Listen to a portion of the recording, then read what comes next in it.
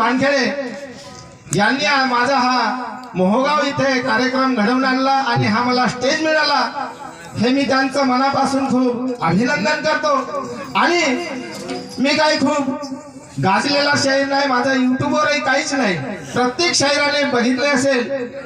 पहिल्यांदी माझी दुय्यम सुरमा बरोबरच ठरली होती, पण सुरमाने म्हटलं की कोणता कचरू शाहीर, आम्ही कुठं बघितलं नाही, युट्यूब नाही, काही नाही। परंतु मॅडम जी शिवानीताई हा महाराष्ट्र, त्याचप्रमाणे विदर्भ, त्याचप्रमाणे MP, त्याचप्रमाणे छत्तीसगड नावाजलेले शाहिरा यांच्यासोबत माझा दुय्यमचा कार्यक्रम आयोजित केलेला आहे।